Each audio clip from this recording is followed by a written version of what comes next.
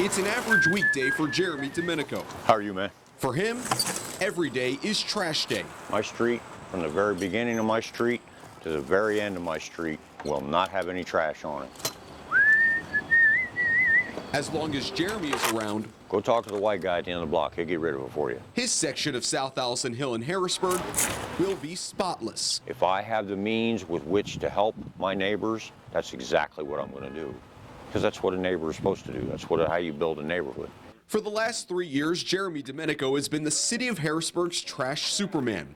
He does the jobs no one else wants. At the bottom, there was rotted, food and trash debris. But there was mattresses, there was pallets, there were virtually a couch. Illegal dump sites littered throughout the city. My best day ever, I got 11,000 pounds in one day.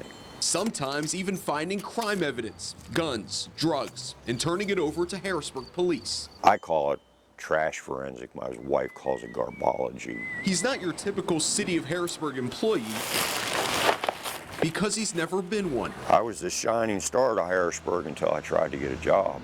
Jeremy Domenico has a criminal past. In 1982, he nearly beat 2 Navy sailors to death and spent 18 years in prison. He had to clean up his act. In doing so, started to clean up the city. Harrisburg gave him use of a city dump truck.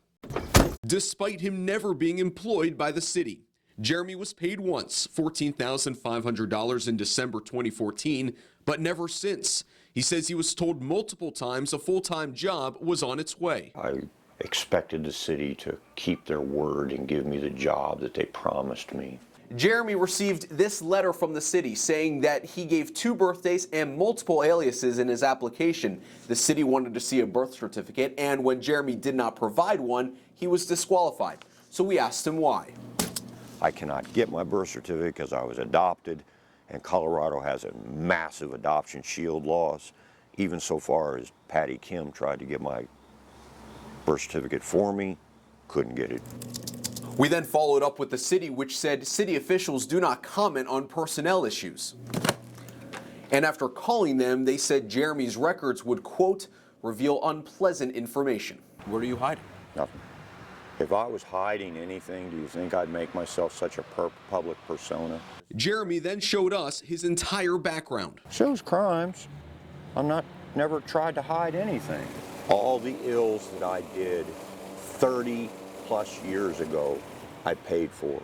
Which is why Jeremy may want a different path. It's in our interest to give folks a second and third chance. Lieutenant Governor Mike Stack wants to help. He's the chair on the Pennsylvania Board of Pardons.